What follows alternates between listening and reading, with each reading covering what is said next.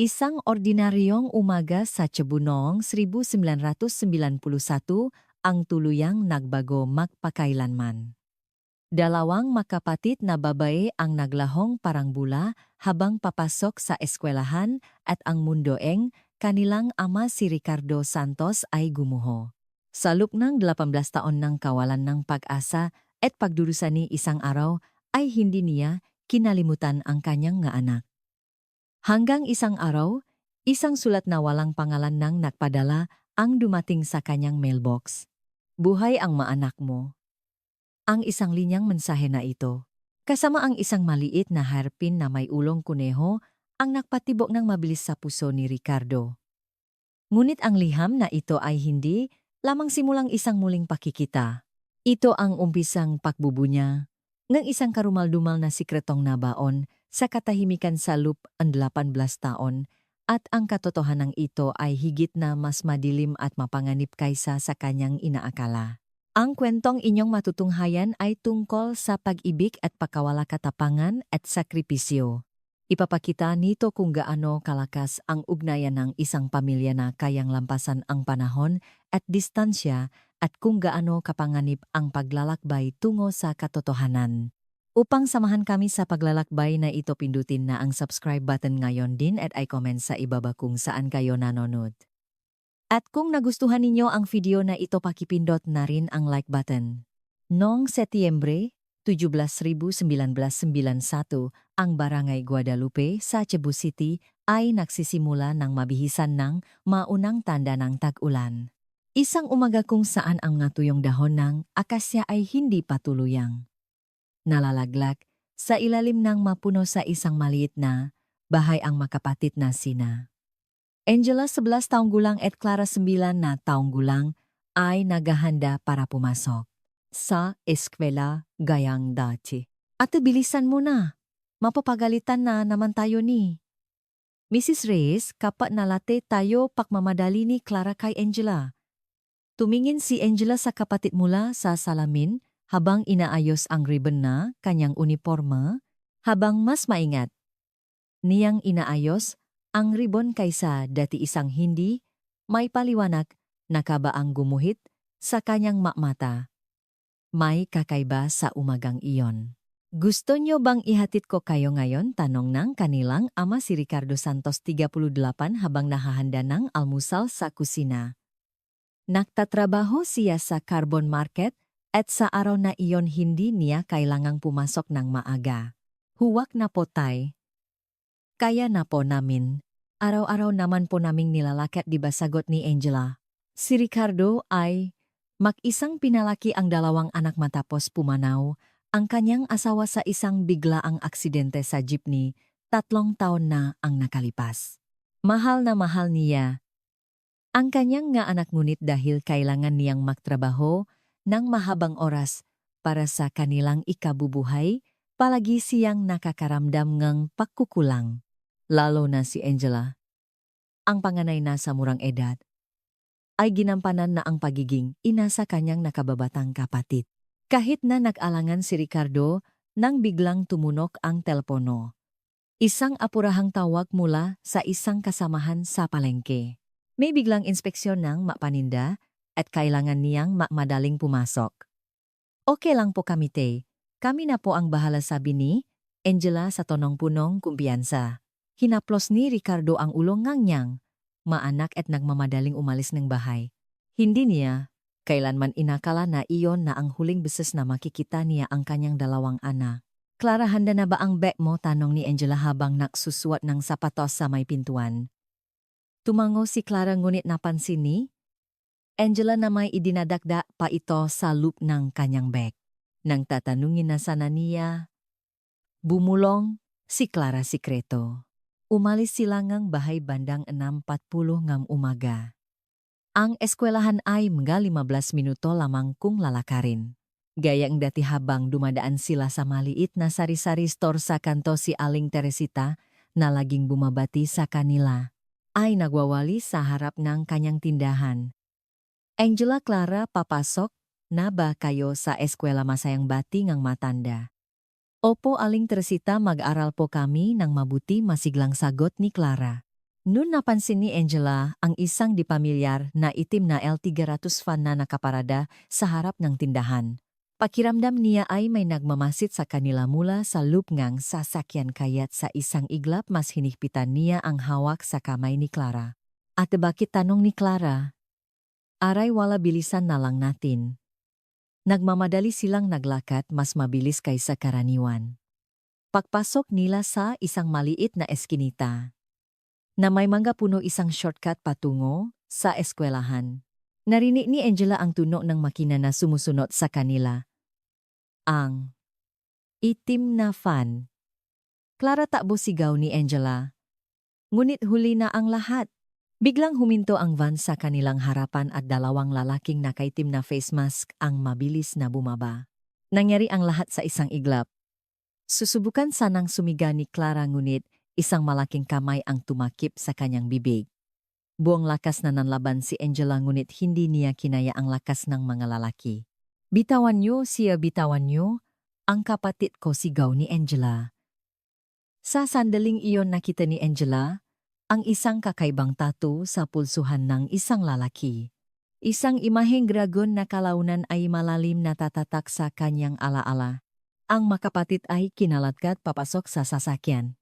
At ang itim na van ay humarurot paalis nag-iwan ng alikabok. Walang sinuman ang nakarinig sa kanilang mga sigaw. Isang naglalakat lamang sa di kalayuan ang nakapansin sa isang itim na sasakyan na mabilis na dumaan. Nang hindi dumating ang makapatid sa eskwelahan sa oras ng klase, nagtaka ang kanilang guro. Wala ring abiso na sila ay may sakit. Pagsapit ng hapon nang hindi pa rin umuwi, ang nga bata tinawagan ng eskwelahan si Ricardo. Sa sandaling iyon ang kanyang mundo ay gumuho. Ano? Po hindi. Pumasok sa eskwela ang mag-aanak ko nagmamadaling tumakbo. Si Ricardo sa istasyon pulis. Agad na isinampa ang reklamo at sinimulan ang paghahanap. Inilunsad ng pulisya ang kanilang search protocol para sa mga nawawalang batang ngunit kakaunti ang mga paunang ebidensya. Tanging ang testimonya ni Aling Teresita na nakita niya ang makapatid nung umagang iyon at ang malabong paglalarawan sa isang itim na van ang nakuha. Sa loob ng ilang araw nagpatuloy ang paghahanap sa buong Cebu. Hindi natutulog si Ricardo habang sinusuyot ang bawat sulok niyang lungsod. Tumulong din ang mga residente at mga voluntaryo.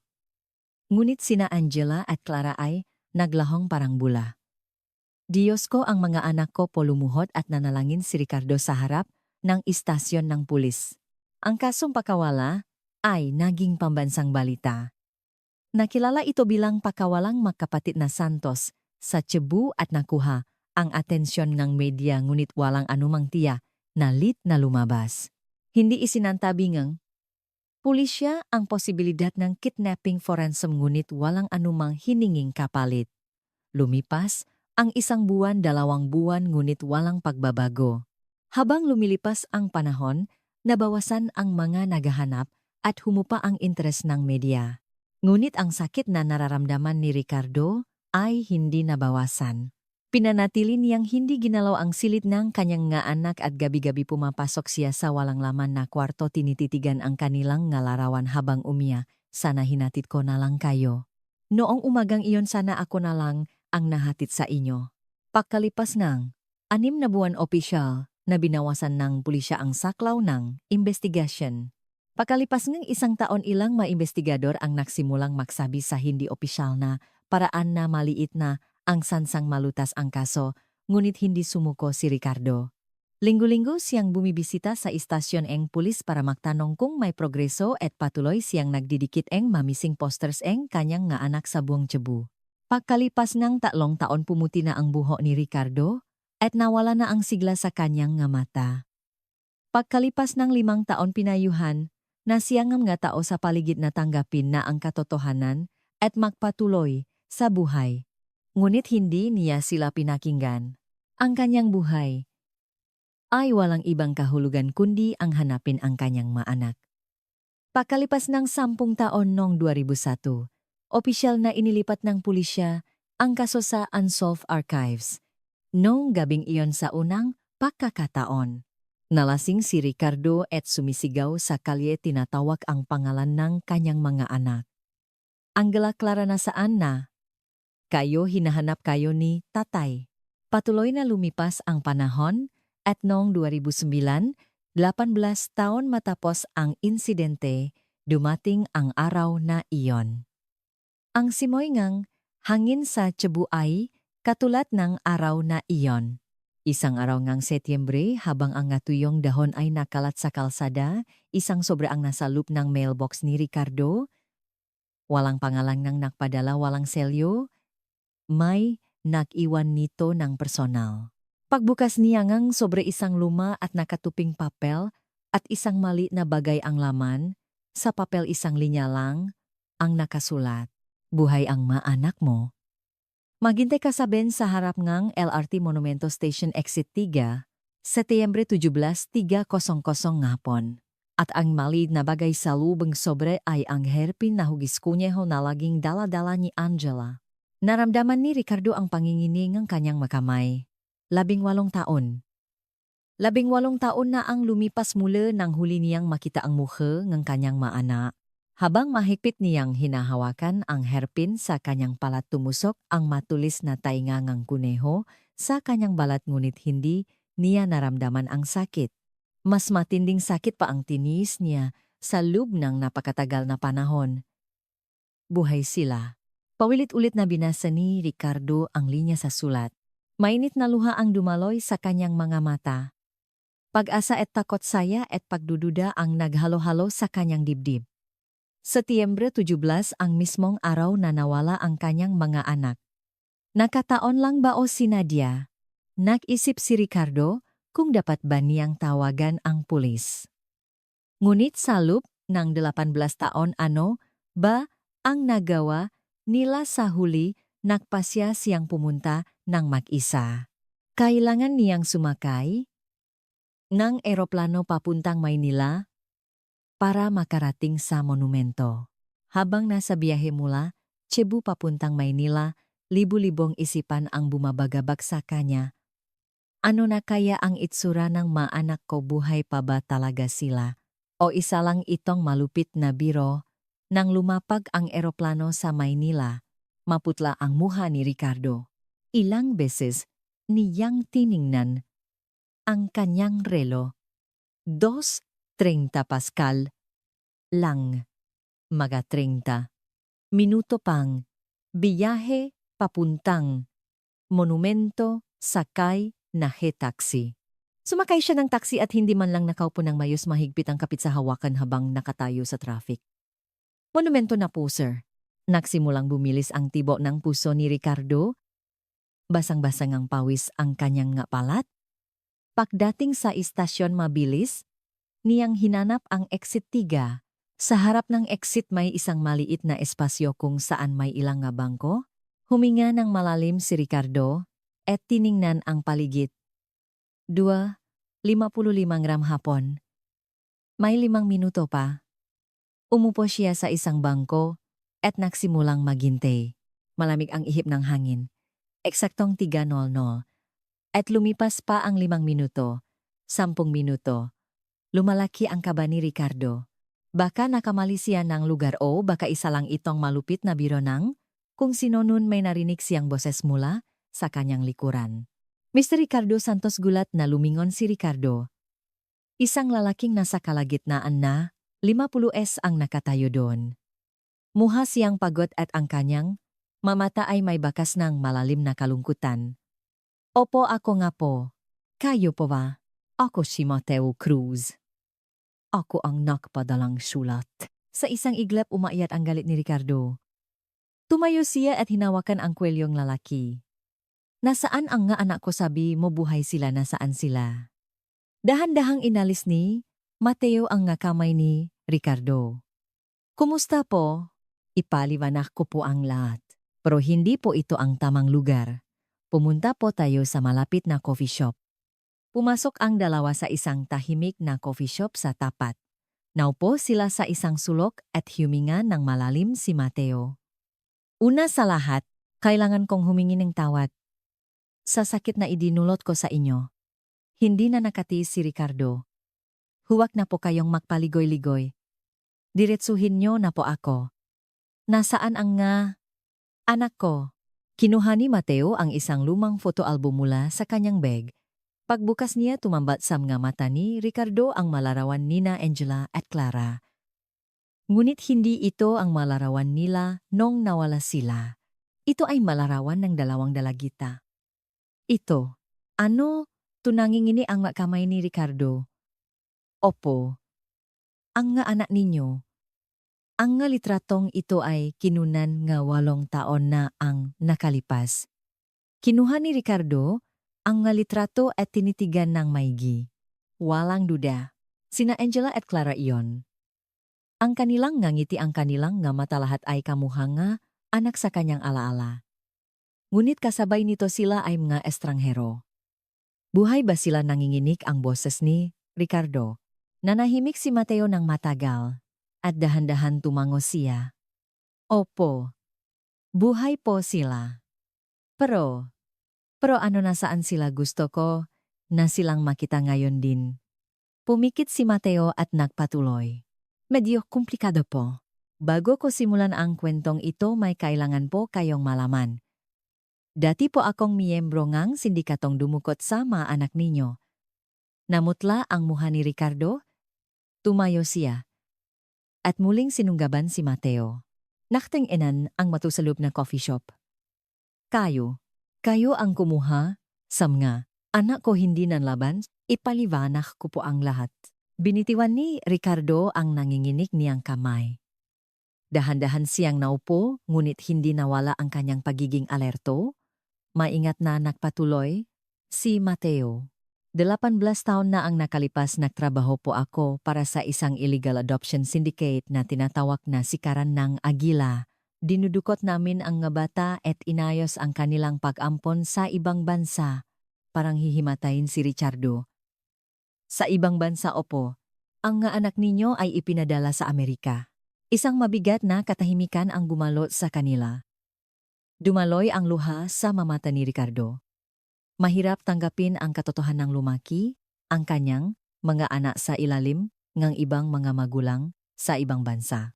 Bakit ngayon niyo lang sinasabi ito ng ginig ang boss ni Ricardo? Uminga ng malalim si Mateo. 3 taon na po ang nakalipas na diagnose po ako ng terminal cancer. Wala na po akong gaanong panahon. Bago ako mamatay gusto ko sanang itama ang mga pakakamaling nagawa ko. Yumuko si Ricardo. Nanginginig ang kanyang mabalikat. Kumusta na sila halos pabulong na tanong ni Ricardo. Kumuha si Mateo ngang isa pang sobremula sa kanyang bag. Ito po ang kasalukuyang impormasyon tungkol sa mga anak ninyo. Ang lungsod kung saan sila nakatira ang pangalan ng kanilang adoptive family lahat po ay nandito. At pagkatapos ay nag-atubili siya sandali bago nagpatuloy. Si Clara po, ang bunso ninyo, ay bumalik dito sa Pilipinas. Isa siyang exchange student sa University of the Philippines sa Diliman. Nanlaki ang mga mata ni Ricardo. Si Clara talaga po, saan ko siya makikita hindi po niya alam na siya ay dinukot. Ang alam niya ay legal siyang inampon. Huminto si Mateo at yumuko. At ano pa po pag-udyo ni Ricardo? Si Angela po ay pumanaw 2 taon na ang nakalipas sa isang aksidente sa sasakyan. Gumuho ang mundo ni Ricardo.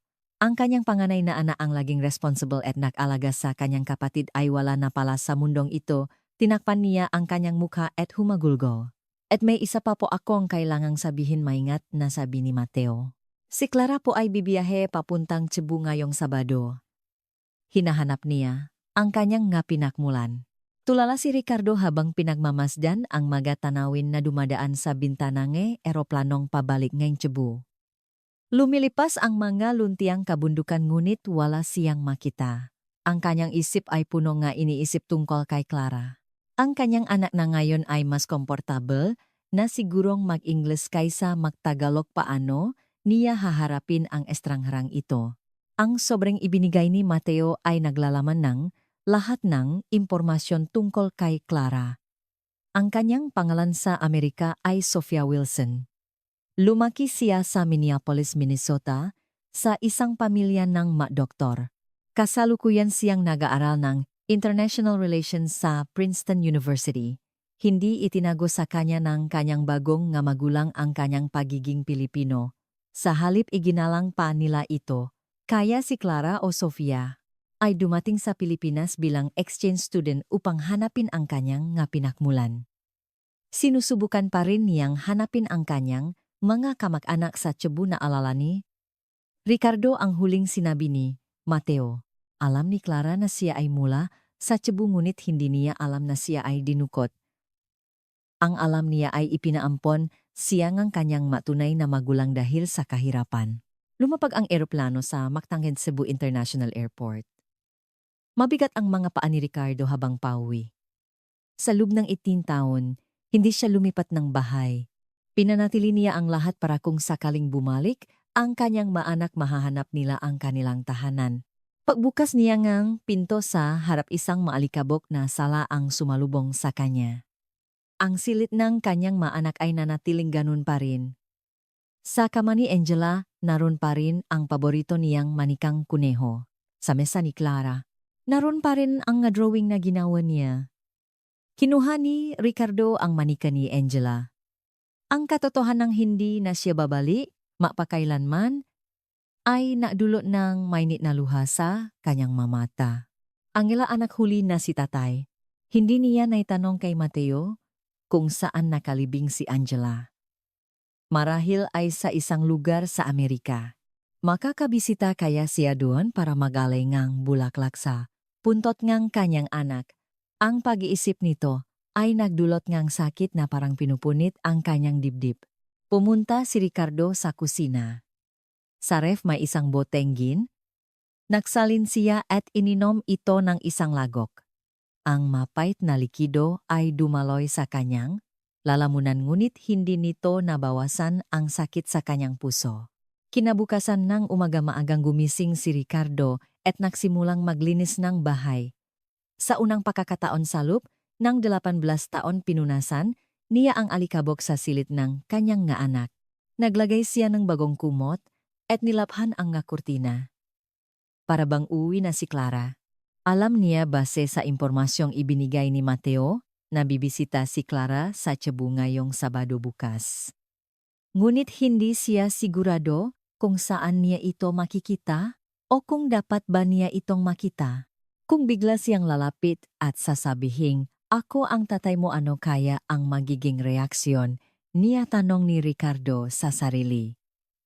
Para kay Sofia o Clara iyon ay magiging isang malaking pagkabigla. Paano niya matatanggap na ang kanyang buhay ay binuo sa isang kasinungalingan na siya ay isang biktima ng kidnapping? Kinuha ni Ricardo ang isang lumang family album. Mga litrato ni na Angela at Clara noong bata pa sila, ang kanilang nga birthday party, mga family trip, lahat sila ay mukhang masaya sa bawat larawan. Ang isang partikular na larawan ang nakakuha ng kanyang pansin, ang ikapitong kaarawan ni Clara. Nakasuot ng pink na bestida si Clara, nakangiti ng malapat sa harap ng kanyang birthday cake. Sa likod ng larawan nakasulat sa sulat kamay ngang kanyang asawa, ikapitong taksibol ngang aming Clara. Nawa ipalagi kang maging masaya. Kung nandito ka, ano kaya ang gagawin mo, bulong ni Ricardo habang nakatingin sa larawan ng kanyang asawa. Anong desisyon kaya ang gagawin niya? Hahanapin ba niya si Clara at sasabihin ang katotohanan o manunod na lang mula sa malayo para protektahan ang kanyang payapang buhay? Matapos mag-isip ng malalim, nakapagdesisyon si Ricardo. Pupuntahan niya ang malugar na malamang na bisitahin ni Clara sa Cebu, ang Basilica del Santo Niño Magallanes Cross, ang lumang distritong Parian. Mga lugar na madalas puntahan ng nga dayuhang turista. Noong gabing iyon hindi makatulog si Ricardo. Makikita ko ba si Clara? Bukas makikilala ko ba siya? Ang walang katapusang makatanong ay umikot sa kanyang isipan. Sabadoong umaga maagang bumangon si Ricardo at nag-ahit ng maayos sa unang pagkakataon sa mahabang panahon. Nanginginig ang kanyang makamay sa pag-isip na maaring makita niya ang kanyang anak. 18 taon na ang lumipas ngunit sa kanyang puso malinaw pa rin ang imahe ngang siyam na taong gulang na si Clara. Inisip niya kung maalala pa kaya siya ni Clara.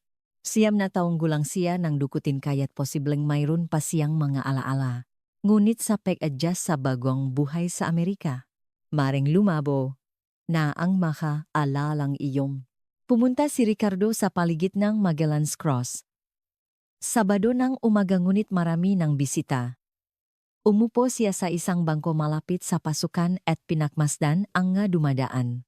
Partikular niyang binigyang pansin ang mga batang Pilipina na kasama nga dayuhan. Lumipas ang 1 oras 2 oras. Unti-anting nawawala ang pag-asa ni Ricardo.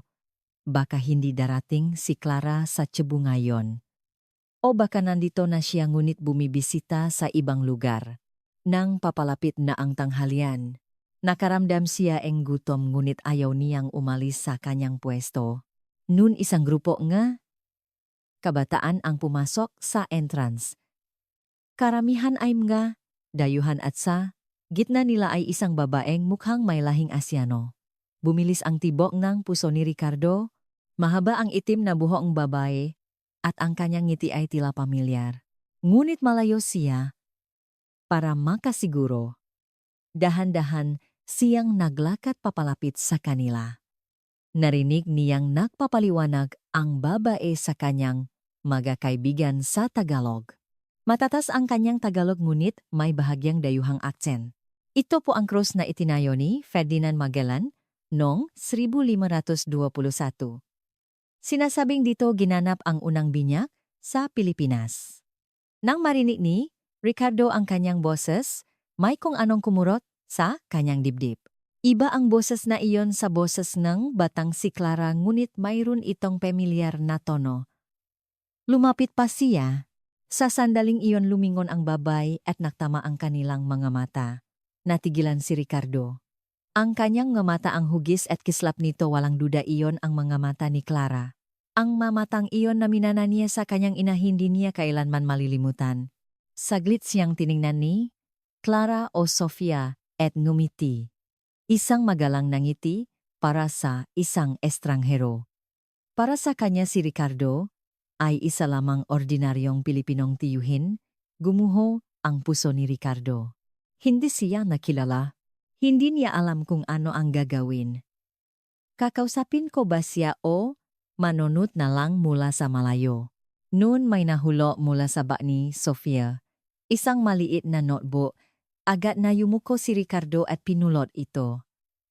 Miss nahulo mo, to sabi ni Ricardo sa nangingini na boses. Lumingon si Sofia at tiningnan ang notebook. Ay salamat po sagot niya sa Tagalog. Sa sandaling nakdikit ang kanilang mga kamay naramdaman ni Ricardo ang luha na namumusa. Kanyang mga mata sa katotohanan muli niyang nahawakan ang kamay ngang anak na nawalay sa kanya nang walang paalam 18 taon na ang nakalipas. Excuse me po nanginginig ang boses ni Ricardo. First time niyo po ba sa Cebu tumingin? Si Sofia sa kanya na may bahagyang pagtataka. Kakaiba na bigla siyang kinausap ngang isang dikilalang lalaki ngunit sa kanyang mga mata mas nangingibabaw ang kuryosidad kaysa sa pag-ingat. Opo, first time ko po. Exchange student po ako sa Maynila at bumisita lang po kami ng mga kaibigan ko dito sa Cebu ngayong weekend. Nakangiti niyang sagot. Nakita ni Ricardo ang batang si Clara sa ngiting iyon. Lumipas man ang panahon, nakbago man ang wika at kultura, ang ngiting iyon ay hindi nakbago. Magandang lugar po ang Cebu. Lalo na po kung ganitong panahon sabi ni Ricardo hindi alam kung ano pa ang sasabihin. Isa sa mga dayuhang kaibigan ni Sofia ang lumapit sa kanila. Sofia, are you okay? Do you know him? Umiling si Sofia. No, he just picked up my notebook when I dropped it. Habang pinapanood ni Ricardo na nagsasalita ng inggil sa kaibigan ng kanyang anak, sumikip ang kanyang dibdib. Ang sarili niyang anak ay mas comfortable na ngayon sa wikang banyaga. Lakas loob na sinabi ni Richardo. Kung may oras po kayo, pwede ko po kayong ay tour sa mga hidden gems ng Cebu, malugar na wala po sa tourist guide. Saglit na nag-isip si Sofia. Nakpalitan ng tingin ang kanyang makaibigan. Salamat po sa alok ninyo, pero may schedule na po kasi kami magalang na paktanggi ni Sofia. Hindi may tago ni Ricardo ang kanyang pagkadismaya, unit hindi niya maring pilitin. Ganun po ba? Naintindihan ko po. Enjoy your trip. Muling ngumiti si Sofia at yumuko. Salamat po. Ingat po, kayo. Habang pinagmamasdan niya silang, nawawala sa loob ngompleks naiwan si Ricardo na mag-isa. Natakpuan niya ang kanyang anak ngunit hindi niya masabi kung sino siya. Baka iyon na ang mas mabuting desisyon na isip niya. Nagpasya si Ricardo na panorin si Sofia mula sa malayo. Nagpanatili siya ng sapat na distansya habang sinusundan sila. Matapos libutin ang lugar nagtungo sila sa Fuente Osmeña Circle. Pagdating sa Fuente pumasok ang grupo ni Sofia sa isang restoran para mananghalian. Umupo si Ricardo sa isang coffee shop sa tapat at pinanood sila. Ang pagtawa ni Sofia ang kanyang pakikipag-usap ang pagkain niya. Sinubukan niyang isapuso ang bawat sandali ng kanyang anak. Anong ginagawa mo rito biglang?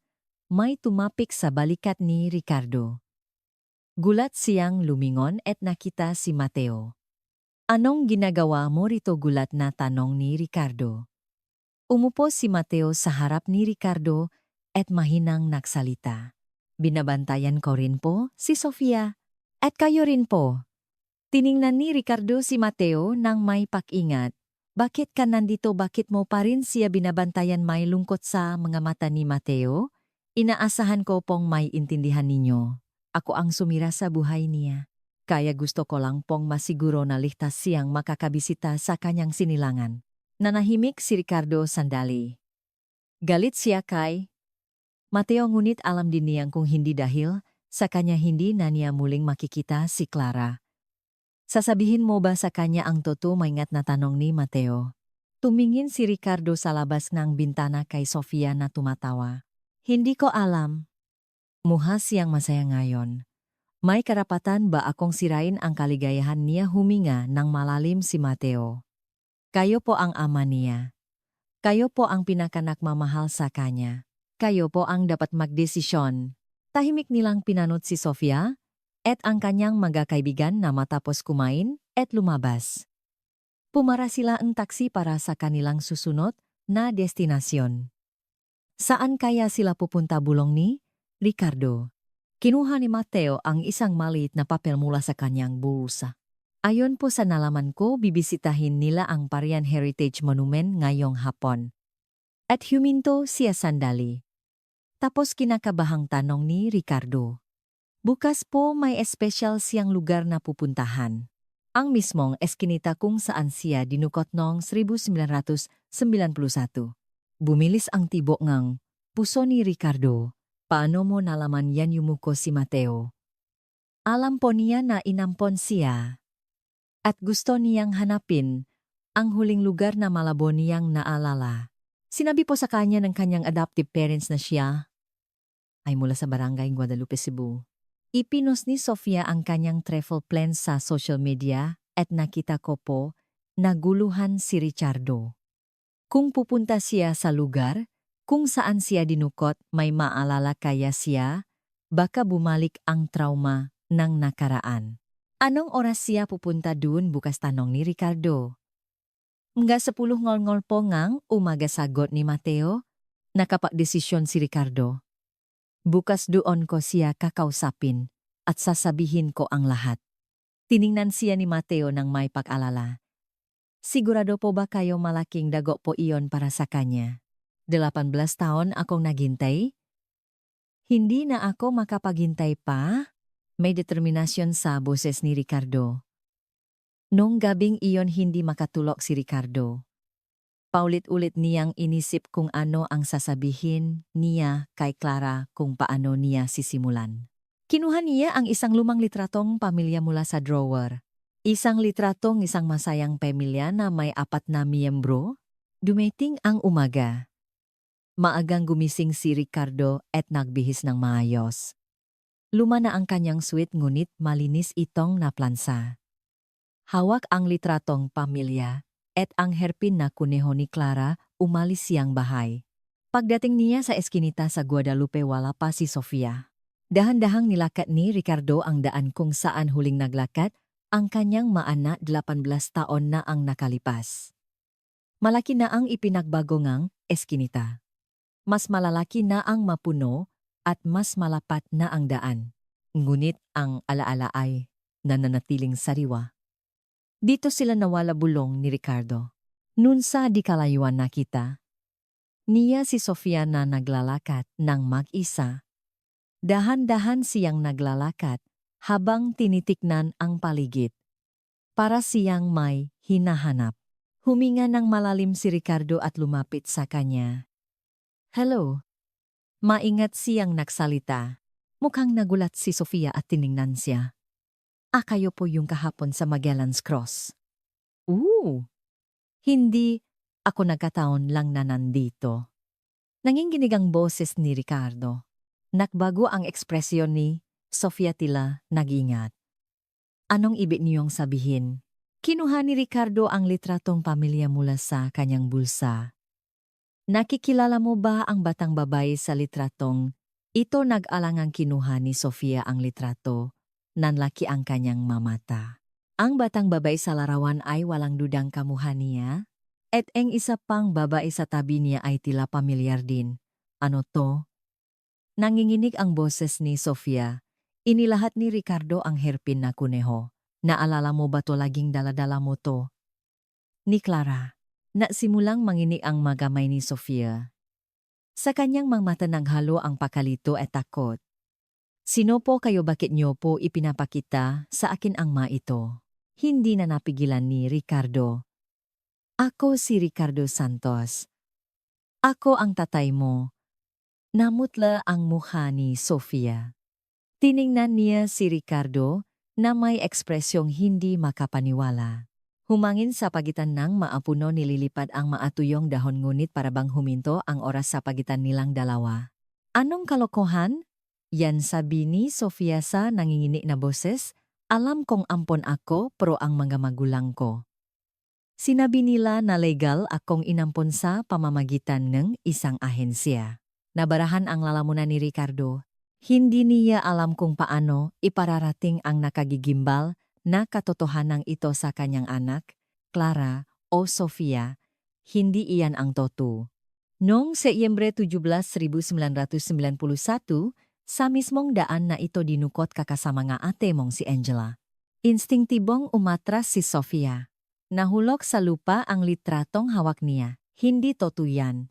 Impossible. Noong umagang iyon papunta kayo sa eskwelahan lumalim ang boses ni Ricardo. Isang itim na fan ang kumuha sa inyo at mula nun hindi ko na kayo nakita. Namu ang luha. Sa mga mata ni Sofia. Tumingin siya sa paligid ng may pagkalito. Ang daang ito ang mapunong ito may kakaibang pamilyar na pakiramdam. Ang mapirasong alaala na matagal. Nang nakabaon ay dahan-dahang nagigising. Dinukot po ba talaga ako halos hindi marinig ang kanyang boses? Tumango si Ricardo. Sa loob ngang 18 taon hinanap ko kayo. Sumuko na ang pulis pro patuloy akong nahanap. At kamakailan lang, may isang taong kumontak sa akin at sinabing buhay ka. Naupo si Sofia sa isang bato sa gilid ng daan. Gulong-gulo ang kanyang isipan. Kung ang lahat ng alam niya tungkol sa kanyang buhay ay kasinungalingan kung siya ay talagang isang dinukot na bata. Ate. Angela sabi niyo tanong ni Sofia. Dumaloy ang luha sa mamata ni Ricardo. Si Angela, pumanaw na siya 2 taon na ang nakalipas. Sa isang aksidente sa sasakyan sa Amerika. Dumaloy din ang luha mula sa mga mata ni Sofia. Hindi niya maintindihan kung bakit siya nalulungkot sa pagkamatay ng isang kapatid na hindi man lang niya naalala. Ngunit may sakit na parang pinupunit ang kanyang dibdib. Wala po akong maalala, humihigbing sabi ni Sofia. Parang may malabong pumapasok sa isip ko pero maingat na umupo si Ricardo sa tabi niya. Huwag mong pilitin. 18 taon na ang lumipas, natural lang na hindi mo na maalala. Tiningnan ni Sofia ang hairpin na kuneo sa kanyang kamay. Sa sandaling iyon isang imahe ang sumagi sa kanyang isipan. Isang batang babae na nakasuot ng unipormeng may pink na ribbon ang naglalagay na hairpin na ito sa kanyang buhok. Ate! Bulong ni Sofia. Inilagay ito ni ate sa buhok ko. Bago kami pumasok sa eskwela. Nanlaki ang nga mata ni Ricardo. Naalala mo, umiling si Sofia. Hindi po ako sigurado. Isang imahe lang po ang nakita ko. Sandali siyang nag-isip at muling nagtanong. So, ang tunay ko pong pangalan ay Clara Kimseo. Ah, Clara Santos. Oh, Clara Santos, sagot ni Ricardo. Magkapatid kayo ni na Angela Santos. Kinagat ni Sofia ang kanyang labi. Palagi niyang gustong malaman ang kanyang pangalan sa Pilipinas. Sa kanyang adoption papers, Clara lang ang nakasulat at hindi niya alam ang kanyang apelido. Mapapatunayan niyo po? Babiglang tanong ni Sofia. Na kayo nga po ang tatay ko. Kinuha ni Ricardo ang isang maliit na sobre mula sa kanyang bulsa. Ito ang resulta ang DNA test ninyo ni Angela. Kumuha ako ang DNA mula sa magagamit ninyo na itinago ko at itinaas niya ang manggas ang kanyang damit. May isang maliit na band-aid dun. Kaninang umaga lang kumuha rin akong sarili kong DNA sample. Lalabas ang resulta sa loob ng 3 araw. Nanginginig na tinanggap ni Sofia ang sobre. Tiningnan niya ang resulta ang test. Makatukma ang DNA niya at ni Angela. Walang duda sila ay makapatid. Totoo nga po ito, nanginginig ang boses ni Sofia. Pero wala pa pong pruweba na kayo ang tatay ko. Isang malungkot na ngiti ang gumuhit sa labi ni Ricardo. Tama ka. Natural lang na magduda ka. Pwede ka bang maghintay ngang 3 araw? Sa panahong iyon magiging malinaw ang lahat, tumango si Sofia. Gulong-gulo pa rin siya. Ngunit sa hindi may paliwanag na dahilan nakakaramdam siya ngang kapanatagan sa lalaking ito. Para bang matagal na niya itong kilala. Sabihin niyo pa po sa akin ang nangyari noong araw na iyon, hiling ni Sofia. Huminga ng malalim si Ricardo. Hindi madaling balikan ang masakit na alaala. Noong umagang iyon dapat ihahatid ko kayo sa eskwela. Pero may emergency call kaya kinailangan kong pumunta muna sa palengke. Ang nanay ninyo ay pumanaw 3 taon bago nun sa isang aksidente sa jeepney at mag-isa ko kayong pinalaki. May pagtataka sa mga mata ni Sofia. So namatay po si nanay bago ako dinukot. Tumango si Ricardo. 9 na taong gulang ka at 11 si Angela. Sa murang edad si Angela ang naging parang nanay mo. Noong araw na iyon hawak niya ang kamay mo papunta sa eskwela. At may dumukot sa amin, bulong ni Sofia. Isang itim na van. Dito mismo sa eskinita na lagi ninyong dinadaanan papasok. Kamakailan ko lang nalaman na sila ay isang illegal adoption syndicate na tinatawag na Sikaran na Agila. Dinudukot nila ang mga bata para ibenta sa ibang bansa. Nanlaki ang mga mata ni Sofia. So alam din po ito ngang adoptive parents ko. Kasapwat din po ba sila? Mabilis na umiling si Ricardo. Hindi totoo yan. Naniniwala silang legal kang inampon sa tamang proseso. Peke, ang nga dokumento na ginamit ng Sikaran ng Agila. Nakahinga ng maluwag si Sofia. Mahal niya ang nga Wilson na nagpalaki sa kanya. Ayaw niyang isipin na sangkot sila sa ganitong karumal-dumal na krimen. Kailangan ko pong panahon para mag-isip, sabi ni Sofia habang tumatayo. Tumayo rin si Ricardo. Oo naman. Naintindihan ko. Pasensya na kung bigla akong sumulpot sa buhay mo. Susubukang ibalik ni Sofia ang litrato at hairpin, ngunit umiling si Ricardo. Sayo yan. Pag-ari mo yan. Nag-atubili si Sofia sandali at tumango. Bigyan niyo po ako ng contact number ninyo. Gusto ko pong makipagkita kapag lumabas na ang resultang DNA sa loob ng 3 araw. Isinulat ni Ricardo ang kanyang numero sa isang piraso ng papel. Tawagan mo ako kahit anong oras.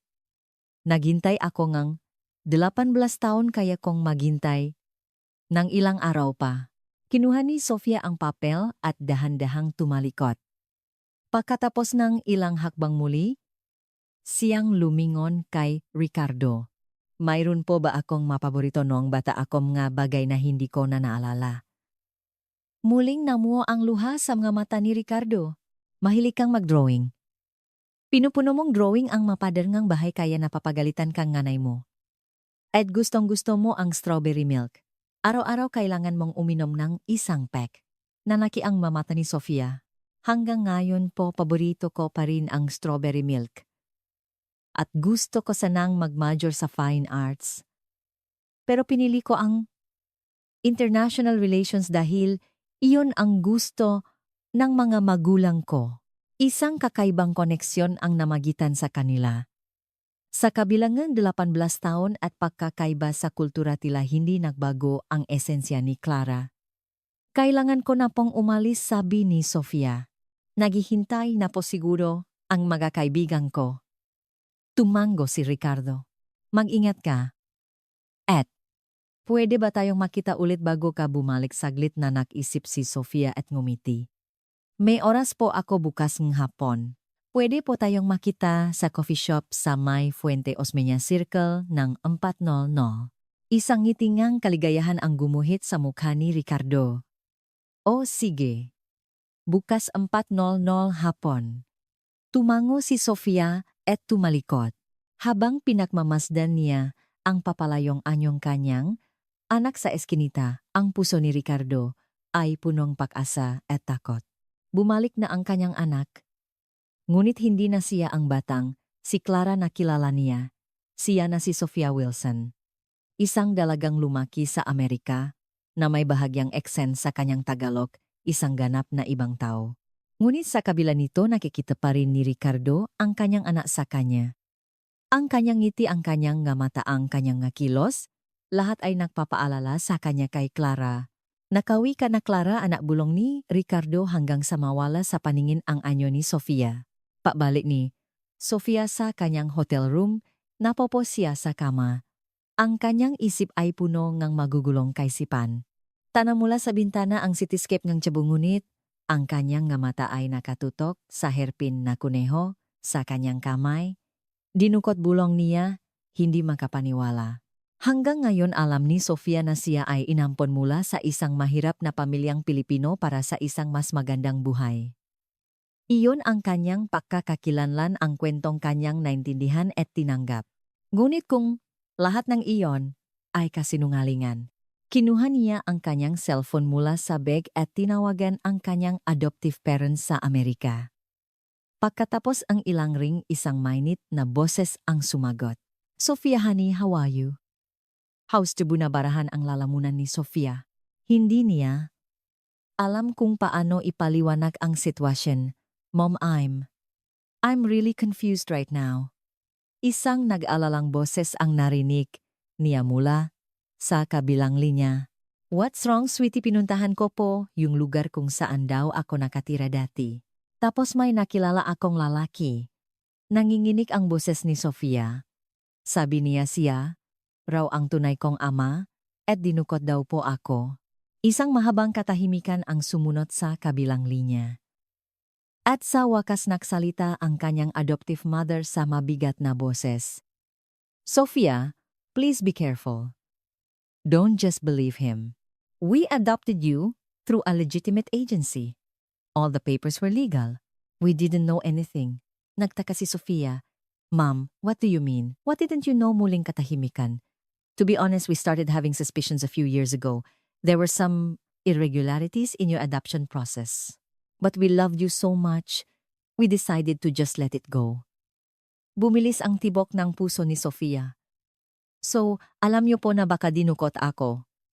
No, not that. We just knew the process wasn't completely transparent. But to think you were kidnapped, that's just horrible. Pinigilan ni Sofia ang kanyang luha at nagtanong. Nagalo po siya ng DNA test.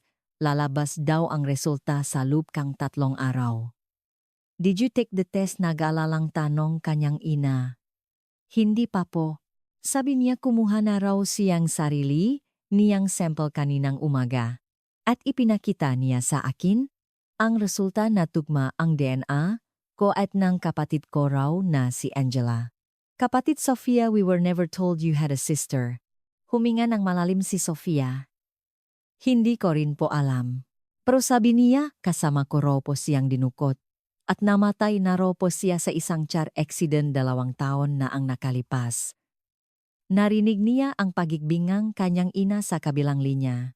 Oh Sofia, this is terrible. Are you okay? Should we fly to the Philippines right now? Hindi na po ma. Kaya ko po to.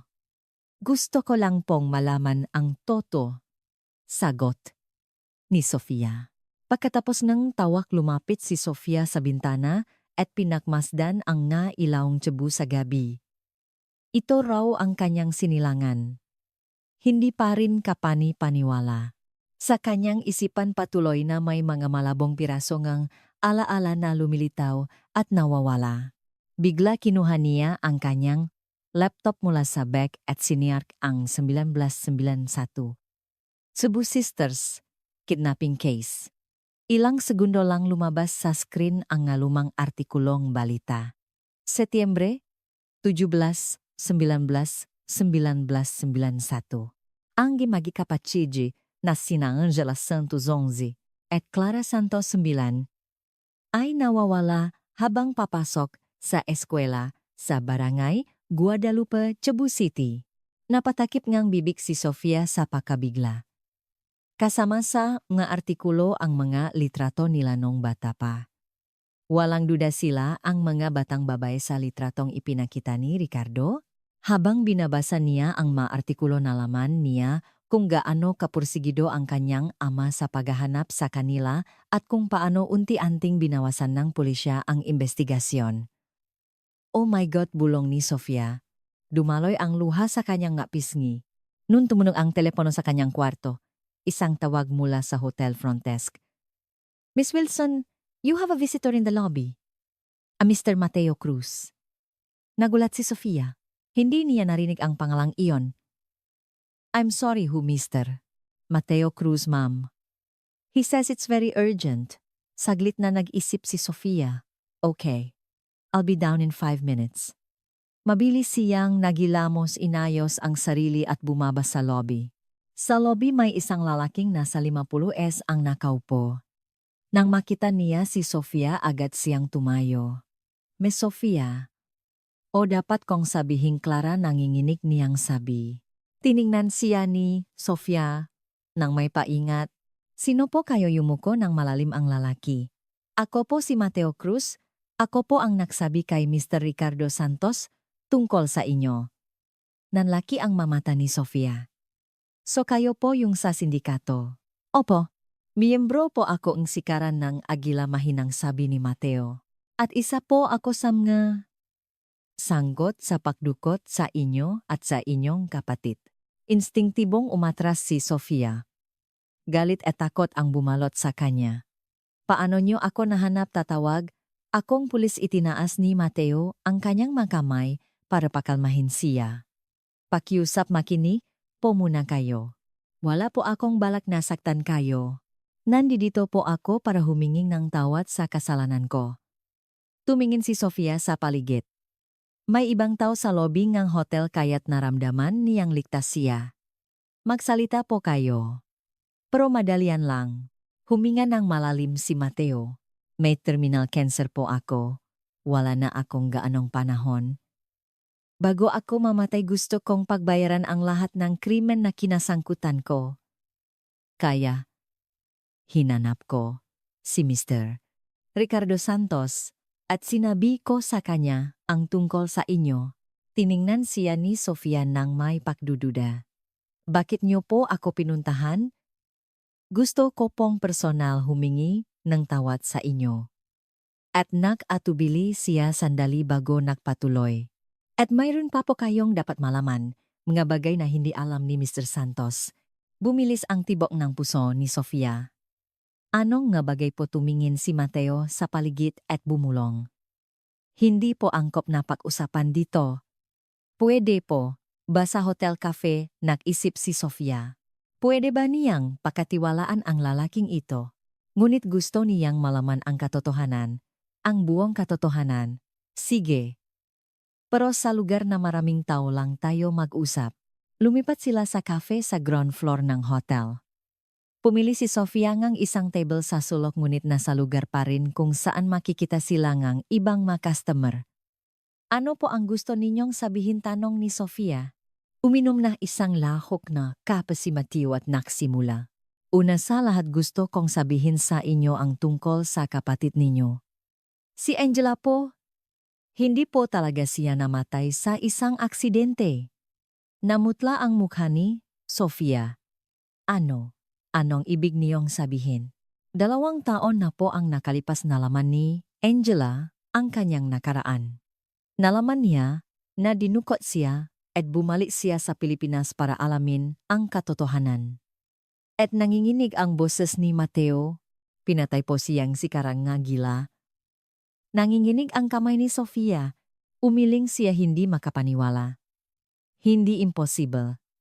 Bakit nila papatayin ang kapatid ko dahil masyado ng marami ang nalaman ni Angela? Ang sikaran ng Agila ay hindi lang isang simpleng illegal adoption syndicate. Isa itong malaking criminal organization na sangkot ang mga politiko-negosyante at meging mga tao sa hudikatura. Masyadong nalapit si Angela sa kanilang na sikreto kaya tinakpan ni Sofia ang kanyang bibi. Pakabigla at takot ang bumalot sa kanya. Nakakabaliw yan. Paano ko kayo paniniwalaan kinuha ni Mateo ang isang USB mula sa kanyang bag? Nandito po ang lahat ng ebidensya.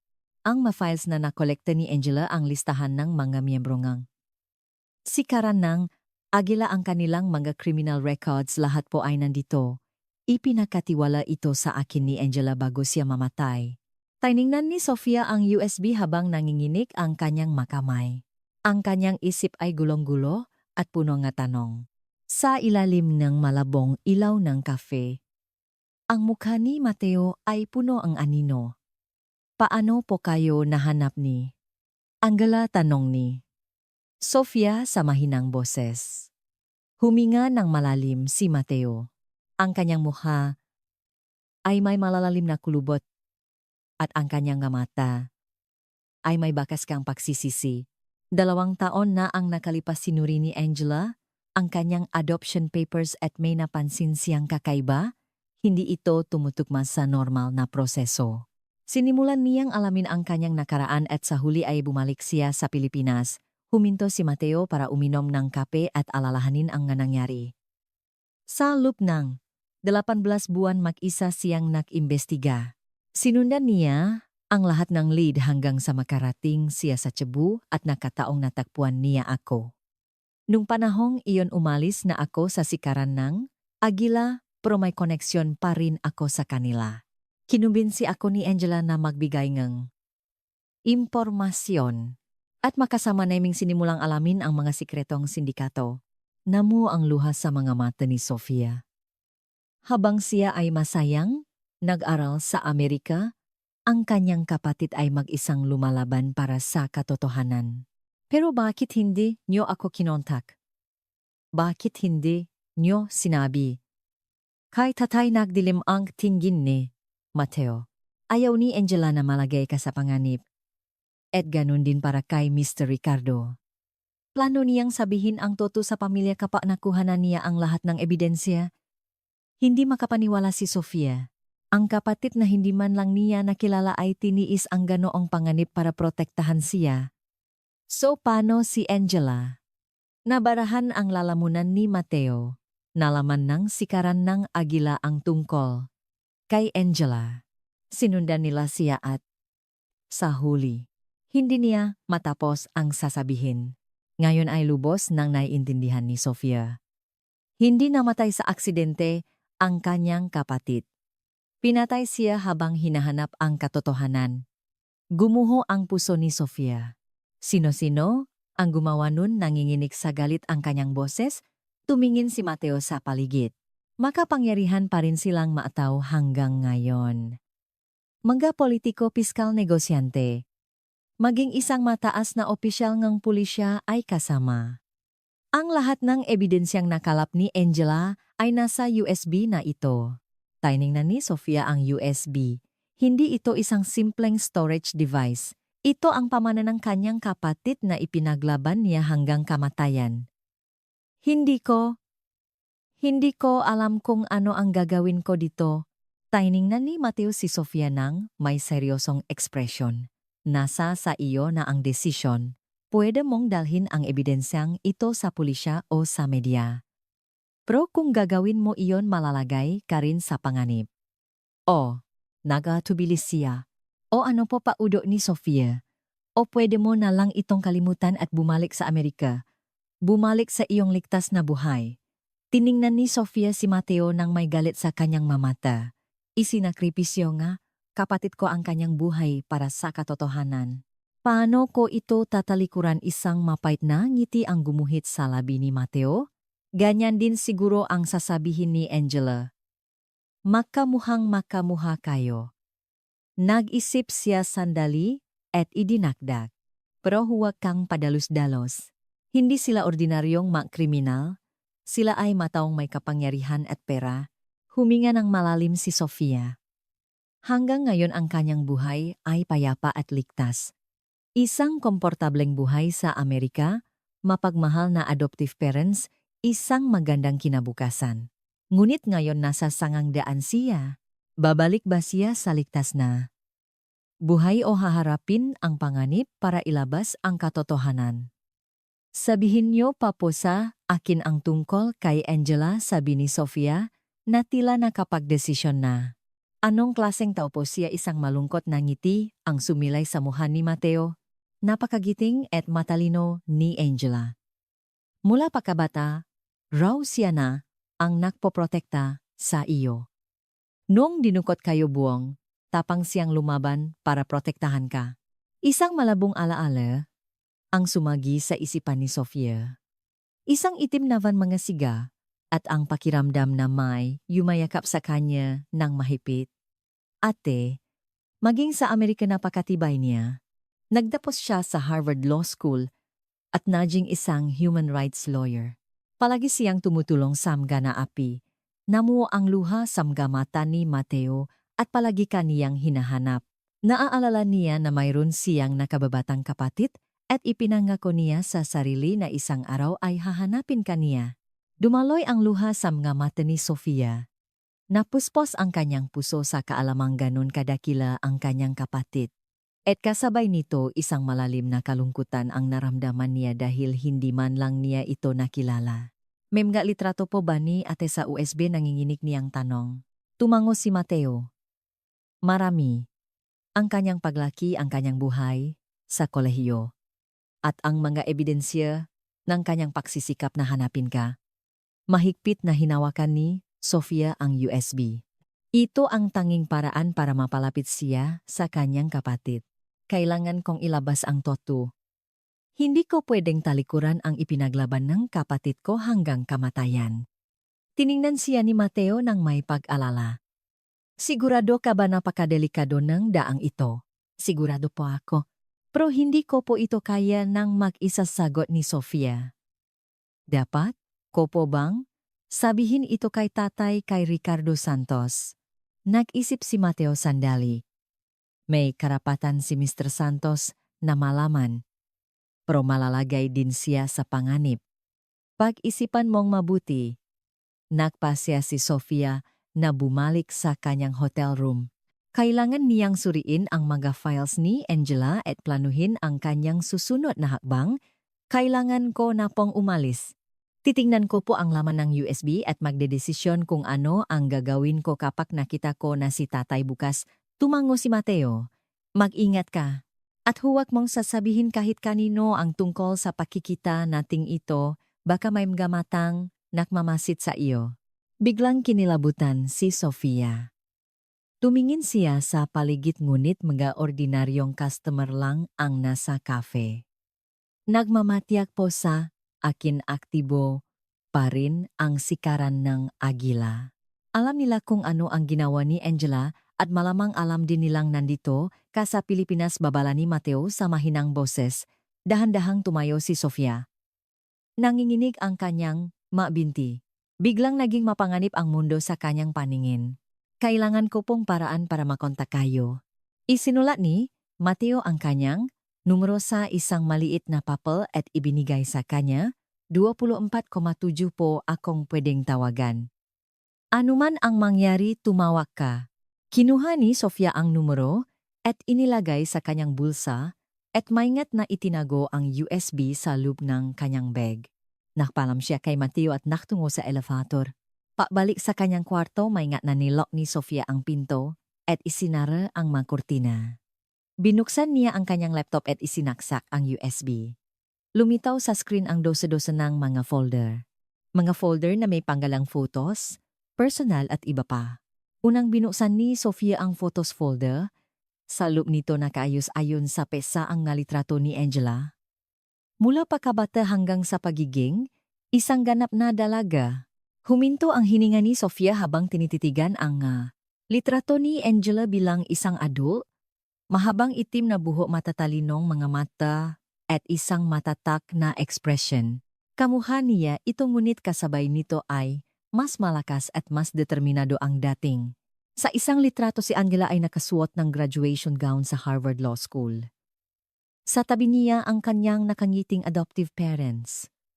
Sa ibang litrato si Angela ay nagtatrabaho sa isang human rights organization. At sa isa pa nag-imbestiga siya sa Pilipinas. Binuksan ni Sofia ang personal folder. Sa loob nito nakasave bilang digital file ang diary ni Angela.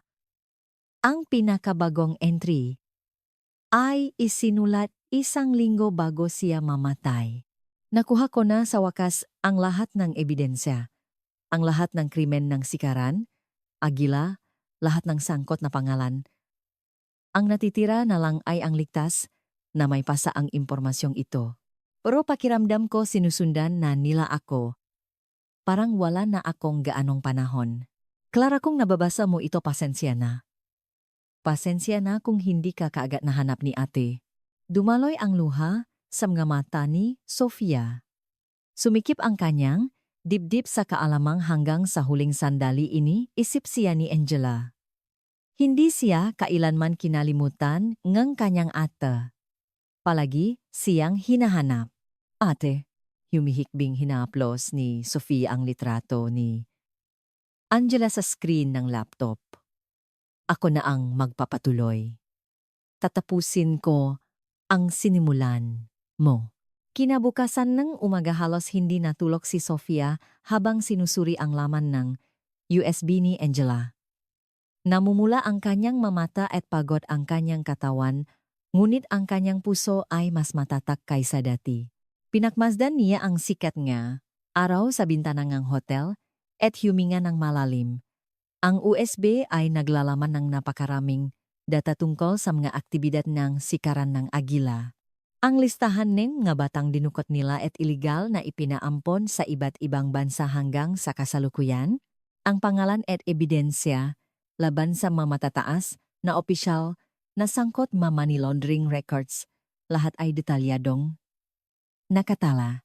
Para bang inaasahan na ni Angela ang kanyang kamatayan, kaya't sistematiko niyang inayos ang lahat ng files.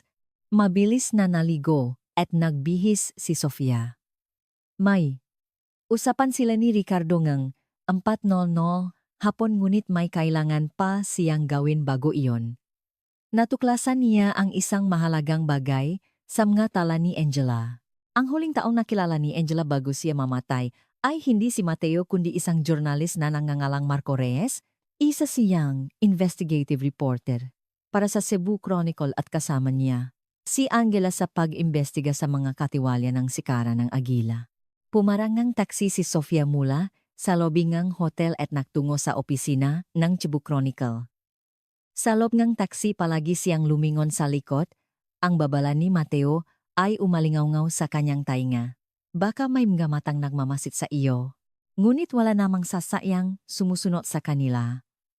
Pagdating sa opisina nga, Cebu Chronicle hinanap ni Sofia si Marco Reyes sa reception. Pasensya, napopro wala po si Mr. Reyes sa opisina ngayon, sabi ng receptionist. Kailan po siya babalik?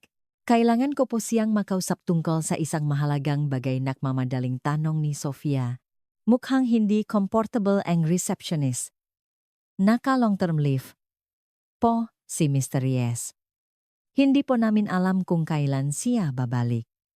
Nakaramdam si Sofia ang kakaiba. Ayon sa matala ni Angela, malalim ang pakakasangkot ni Marco Reyes sa kasong ito. Ang bigla niyang pag-leave ay kahina-hinala. Pwede ko po bang makuha ang contact number niya? Napakahalaga po talaga nito pakiusap ni Sofia. Nag-atubili ang receptionist sandali at inabutan si Sofia ng isang pirasong papel. Ito po ang personal number niya. Pero narinig ko po na hindi siya gaanong makontak nitong mga nakaraang araw. Nagpasalamat si Sofia at lumabas ng gusali. Umupo siya sa isang malapit na cafe at tinawagan ang numero ni Marco Reyes. Pagkatapos ng ilang ring napunta ang tawag sa voicemail. This is Marco Reyes. I can't take your call right now. Please leave a message and I'll get back to you. Nag-atubili si Sofia sandali at nag-iwan ng mensahe. Hello, Mr. Reyes. My name is Sofia O. Clara Santos. Kapatid po ako ni Angela Santos. May kailangan po akong sabihin sa inyo. Pakiusap. Tawagan niyo po ako sa numerong ito. Pagpatay ng tawag, kinakabahang tumingin si Sofia sa labas ng bintana. Mukhang payapa ang kalsada, ngunit alam niyang nasa panganib siya. Ang nangyari kay Angela ay maaari na ring mangyari sa kanya. Mabilis na lumipas ang oras at malapit na ang kanilang pakikita ni Ricardo. Nagtungo si Sofia sa coffee shop sa Fuente Osmeña. Maingat niyang inilagay ang USB sa loop ng kanyang bag at patuloy na nagmasid sa paligid. Pagdating niya sa kafe, nandun na si Ricardo. Mukha siyang mas pagod kaysa kahapon, ngunit nang makita niya si Sofia, isang ngiti ang sumilay sa kanyang mukha. Nandito ka na, masaya niyang bati. Ngumiti si Sofia nang may kaba at umupo. Tay! Nagliwanag sa tuwa ang mga mata ni Ricardo. Ito ang unang beses na tinawag siyang tatay ni Sofia. Isang maliit na bagay, ngunit para sa kanya ito ang pinakamalaking regalo matapos ang 18 taong paghihintay. Natulog ka ba ng maayos kagabi? Maingat na tanong ni Ricardo. Umiling si Sofia. Hindi po. Masyado pong maraming iniisip. Tumango si Ricardo na tila naiintindihan. Naintindihan ko. Malaking dago nga naman. Huminga ng malalim si Sofia. Sasabihin ko ba sa kanya ang lahat? Ang pagkamatay ni Angela, ang sikreto ngang sikaran ng agila at ang panganib na kinakaharap nila. Maari nitong ilagay sa panganib ang kanyang ama. Ngunit kasabay nito may karapatan siyang malaman. Tay, simula ni Sofia. Kagabi po nakilala ko yung lalaking si Mateo Cruz. Naging tensyonado ang mukha ni Ricardo. Si Mateo, pinuntahan ka niya o po. At kinuwento niya sa akin ang tungkol kay Ate Angela. Nanginginig ang boses ni Sofia. Hindi raw po siya namatay sa aksidente. Namutla ang mukha ni Ricardo. Ano? Ano? Ibig mong sabihin? Tumingin si Sofia sa paligid at hininaan ang kanyang boses. Pinatay daw po siya ngang si Karangang Agila dahil sa pag-imbestiga niya sa kanila. Pagkabigla at takot ang gumuhit sa mga mata ni Ricardo.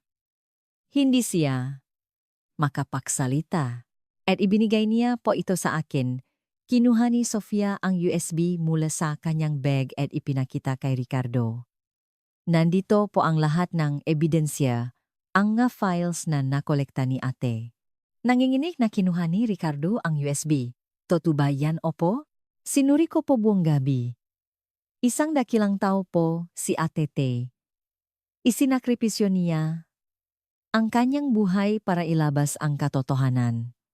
Namo ang luha sa mga mata ni Sofia. Galit at lungkot ang nagalo sa mukha ni Ricardo. Kaya pala nagsinungaling si Mateo tungkol sa pagkamatay ni Angela. Kasapwat din ang taong yon. Nag-isip si Sofia sandali. Iyon din po ang inisip ko noong una. Pero base po sa mga tala ni ate isa si Mateo sa mga tumulong sa kanya. Umalis na po siya sa sikaran ngang Agila at nagbigay ngang impormasyon kay ate mula sa loop. Mukhang nalilito si Ricardo. So anong gagawin natin, pupunta ba tayo sa pulis? Isang malungkot? Nangiti ang sumilay sa labi ni Sofia. Ayon po sa mga tala ni ate, sangkot din po sa kasong ito ang matataas na opisyal ng pulisya. Hindi po natin alam kung sino ang mapakakatiwalaan. Nanahimik sila sandali. Ang ingay sa cafe ay dumadaloy sa kanilang paligid, ngunit para silang nasa sarili nilang mundo. Isa lang ang gusto kong malaman sa wakas, ay nagsalita si Ricardo. Bakit kayo ang dinukot nila? Huminga ng malalim si Sofia. Ayon po sa matala ni ate, aktibo na ang sikaran ng Agila mula pa noong 1980 hasas. Nagpapanggap silang legal na ahensya na adoption, pero sa totoo lang dinudukot nila ang mga bata at iligal na ibinebenta, lalo na sa mamayayamang pamilya sa Amerika at Europa. Pero bakit kayo nanginginig? Ang boses ni Ricardo. Naalala ni Sofia ang impormasyong nakita niya sa USB. May mga partikular na katangian po silang hinahanap sa mga bata. Malusok, matalino, maganda. At kung maaari makapatid, mas malaki raw po kasi ang bayad. Dumaloy ang luha sa mata ni Ricardo. Dahil lang doon kinuha nila ang maanak ko. Hinawakan ni Sofia ang kamay ng kanyang ama. Umiyak na rin siya. Tay, kailangan po nating ilabas ang katotohanan para kay Aid at para sa lahat ng iba pang biktima. Tumango si Ricardo. Tama ka. Pero paano? Nun tumunog ang cellphone ni Sofia. Isang unregistered number, nag-atubili siya at sinagot ang tawag. Hello, si Ms. Clara Santos po ba ito? Isang malalim at tensyonadong boses ng lalaki ang narinig niya. Opo, ako nga. Sino po to? Ako si Marco Reyes. Natanggap ko ang message mo? Kapatid ka raw ni Angela. Bumilis ang tibuong puso ni Sofia. Opo, ako nga po. Narinig ko pong nagtrabaho kayo kasama ni ate. Nasaan ka ngayon? Apurahang tanong ni Marco. Nasa isang coffee shop po sa Fuente Osmeña. Kasama ko po ang tatay ko. Umalis kayo diyan ngayon, din nasa panganib kayo makita. Tayo sa loop nga. 30 minuto sa may LRT. 2 Recto Station Exit 2. Siguraduhin ninyong walang sumusunod sa inyo. Ang ugnayan ng pamilya, katapangan at ang walang katapusang paghahanap sa katotohanan. Sa pamamagitan ng kwentong ito, nasaksihan natin ang kamanghamanghang kakayahan ng diwangang tao na bumangon. Sa loop nga, 18 mahabang taon hindi nawalan ng paasa. Si Ricardo, isinakripisyo ni Angela ang kanyang buhay para protektahan ang katotohanan at tinalikuran ni Sofia ang kanyang komportableng buhay upang tahakin ang mapanganib na landas ng katotohanan. Kung kayo ang nasa kanilang kalagayan, ano ang pipiliin ninyo? Magpapatuloy ba kayo sa isang ligtas at komportableng buhay ng kasinungalingan o haharapin ang katotohanan kahit na ito'y mapanganib sa ating buhay? May mga pagkakataon ding kailangan nating pumili sa pagitan ng madaling daan at ng tamang daan. Ang paharap sa katotohanan tulad ni Sofia ay mahirap, ngunit maaring ito ang tanging paraan upang tayo'y maging malaya. Ipinapaalala sa atin ng kwentong ito na ang kahulugan ng pamilya ay hindi lamang nasa dugo kundi nasa pag-ibig na handang magsakripisyo para sa isa't isa. Tulad ng paibig na ipinakita ni Angela para sa kanyang kapatid ni Ricardo, para sa kanyang nga anak at ni Sofia para sa kapatid na hindi man lang niya nakilala. Kung naantik kayo ang kwentong ito, mangyaring mag-subscribe sa channel at I-like ang video. Ang inyong suporta ang aming inspirasyon upang lumika pa ang mas maraming nakakaantik na kwento. Ibahagi rin ang video na ito sa inyong mga mahal sa buhay. Minsan isang kwento lamang ang kailangan upang buksan ang ating mga puso at magbigay ng bagong pananaw sa buhay. Hanggang sa susunod na kwento.